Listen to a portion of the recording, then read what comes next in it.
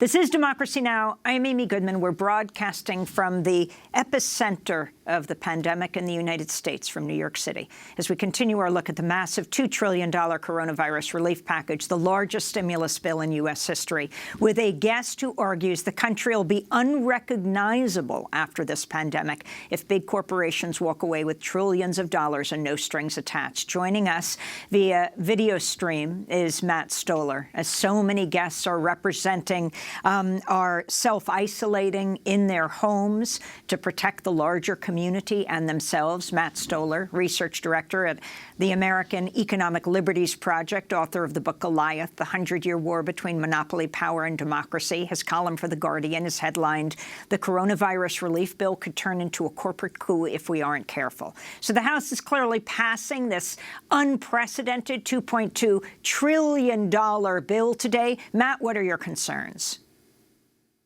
Well, I mean, it's not really a $2 trillion bill. It's more like a $6 to $10 trillion bill.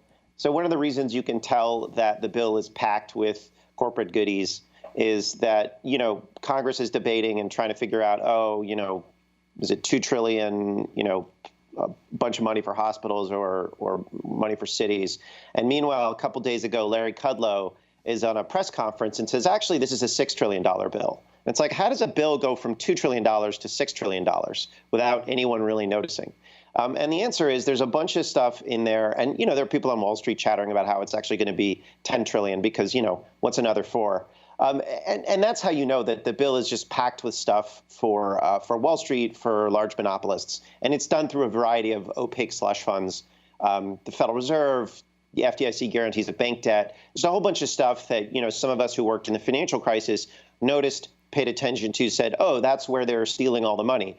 And so there's a bunch of stuff in there that's going to get to Boeing and airlines that we know about, has been reported. There's also a bunch of stuff that's going to get to the hedge fund guys that are bunkering down in their, in their underground wine caves or whatever. And meanwhile, the stuff that we need, for normal people, the ventilators, the unemployment, that's going to dribble out. Small business is going to dribble out. And so what you're going to see is the $4 to $6 to $8 trillion of basically no cost or low cost guaranteed credit is going to be used by Citibank, JP Morgan, and then any big monopolist or large company that can get access to it to buy up their competitors and buy up small business who are obviously now in a really distressed state because they don't have any revenue. So that's what's going to happen.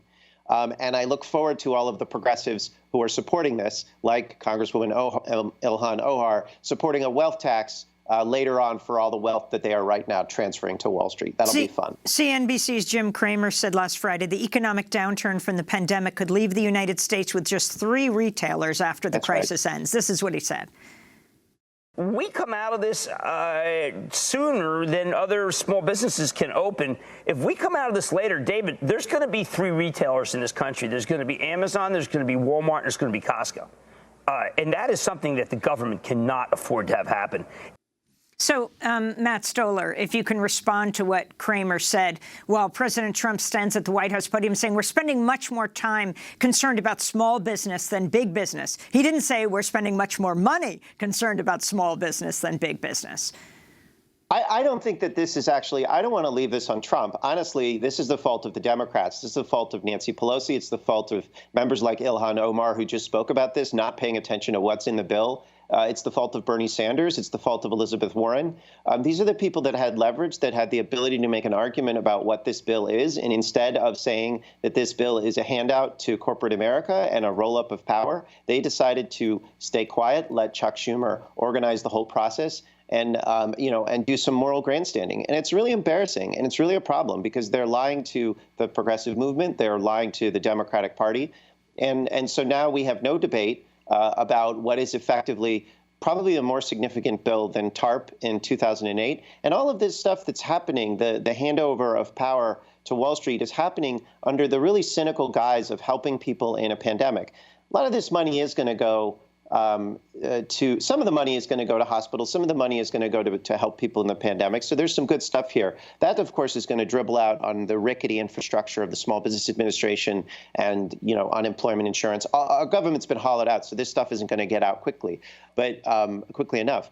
But I think we really have to take some responsibility as Democrats, I'm a Democrat, as progressives, as conservatives, as Republicans, this is a total system failure. This is a handover of power to Wall Street. And in a month or 2 or 3, people are going to get confused. They're going to say, wait a second, why isn't this working? What's happening? And this is the moment. The moment was this week when the House and Senate are voting on it. And you have a whole bunch of largely clueless, either stupid, corrupt, or cowardly members who won't actually look at what's in the bill, won't organize, won't think about it, won't debate. And so they've handed over, I didn't think that Bernie Sanders was going to hand the country over to big business, but that is effectively what he did. I didn't think Elizabeth Warren was going to do that, but that is effectively what she did. You're attributing a lot of power to them.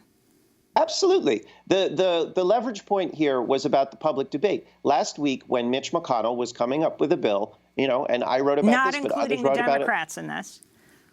Well, yeah, but the Democrats didn't make an argument about what was in that bill. They said, oh, OK, trillions of dollars for Wall Street. Sure, we'll call that pandemic relief. Instead of saying that's trillions of dollars for Wall Street, what we need is immediate pandemic relief. Instead, they conceded to Mitch McConnell and Steve Mnuchin that giving $1 trillion, $2, $3, $4 trillion to Wall Street was pandemic relief. And that's just nonsense. And so and even today, they're not saying that what is in this bill. They don't even know that the bill is $6 trillion versus $2 trillion. I mean, the whole thing is just embarrassing and dishonest. Now, I could see them saying, yeah, it is a $6 trillion bill. I mean, I'll also say I have to, we have to get money out to hospitals. We have to get money out to small business. We have to get money out to ordinary people that are suffering right now.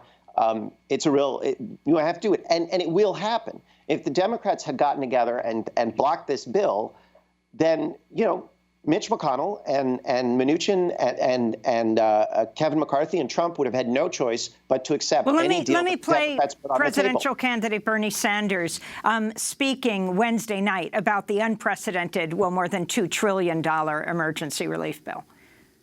I am very, very, very concerned about a $500 billion that will go out to the corporate world without, let me underline, without the accountability and transparency that is needed.